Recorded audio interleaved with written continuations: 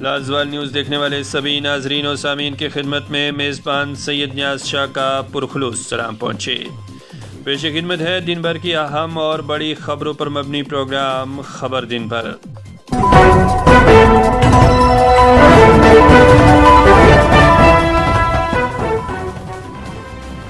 انتخابات کا اعلان کرنے سے پہلے جموں کشمیر ریاست کا درجہ بحال کیا جائے، سدھوترا۔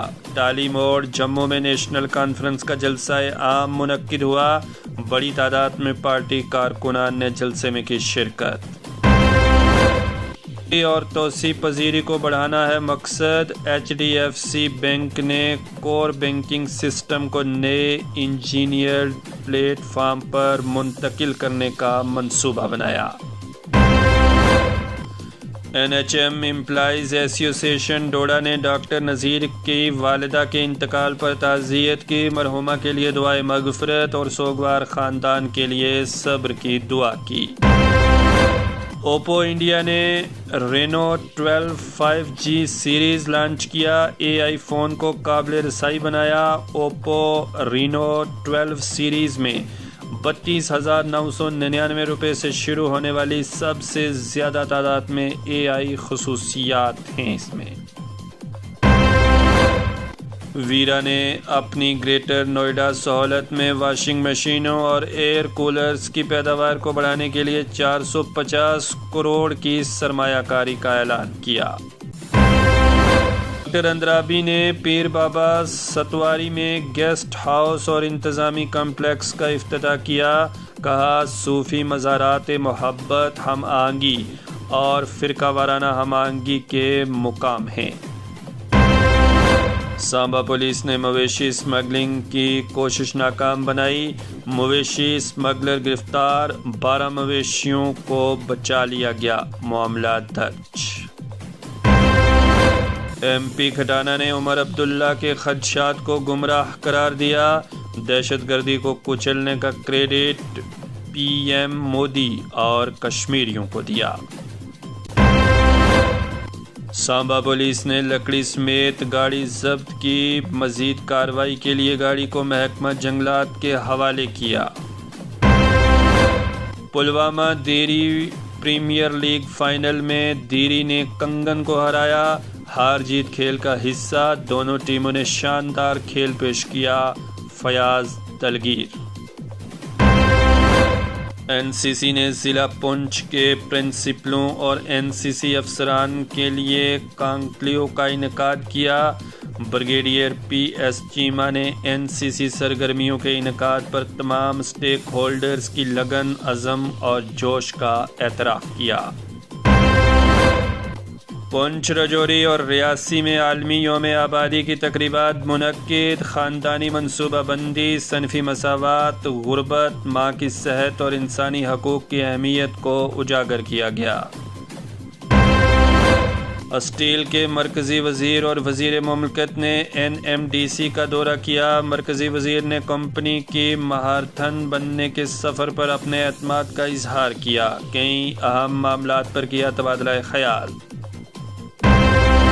سابق ڈپٹی میئر جموں بلدیو سنگھ بلوریا نے شاستری نگر کا دورہ کیا، سڑکوں، صفائی ستھرائی، پارکوں کی دیکھ بھال اور دیگر ترقیاتی مسائل کا جائزہ لیا۔ سیمنٹ کدل نور باغ میں عدم شناخت لاش برآمد، پولیس نے لاش کو تحویل میں لے کر اس کی شناخت کے لیے کارروائی شروع کر دی۔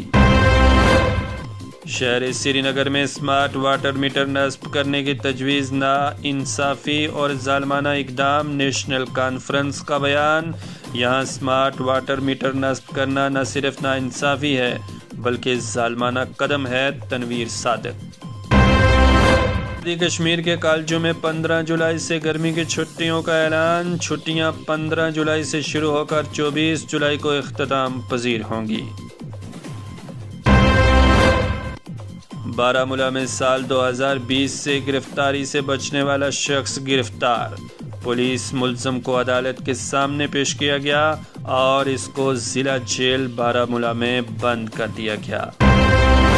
OBC department Jammu Kashmir Pradesh Congress committee کے وفد نے DC کپواڑہ سے ملاقات کی، کمیونٹی کو متاثر کرنے والے اہم مسائل کو حل کرنے اور ان کی بہتری کے لیے اہم پالیسی کی وکالت کی۔ سید الطاف بخاری کا 13 جولائی کے شہداء کو خراج عقیدت، کہا ان شہداء کی قربانیوں کی وجہ سے جموں کشمیر میں ایک جمہوری دور کا آغاز ہوا۔ بلوندر سنگھ نے لکھن پور میں فوڈ سیفٹی کی خلاف ورزیوں پر سخت کارروائی کا مطالبہ کیا، کہا لکھن پور میں فوڈ سیفٹی پر سخت اقدامات کرنا وقت کی اہم ضرورت ہے۔ جموں کشمیر کے عوام کی امنگوں کی پیروی میں تنازعات کے پرامن حل کے لیے اپنے مشن پر کاربند میر وائس شہدائے کشمیر کو ان کی 93ویں برسی پر شاندار الفاظ میں خراج عقیدت پیش کیا۔ رویندر رینا نے بلاور اسمبلی حلقہ کے کارکنوں کے اجلاس طلب کیا، کہا جموں کشمیر اور باقی ملک کے لوگوں نے قوم کے مفاد میں ووٹ دیا۔ اسمارٹ فون ٹیکنالوجی ایک سپر پاور ہے، اسے سمجھداری سے استعمال کریں، جگل کشور شرما۔ جگل کشور سنجے اور ڈاکٹر پردیپ نے JMB انٹرپرائزز موبائل ایسیسریز شو روم کا افتتاح کیا۔ اب کوئی بھی ووٹر پیچھے نہ رہے، جمہوریت کو مضبوط کرنے کے لیے ہر اہل کو بطور ووٹر رجسٹر کریں، ست شرما۔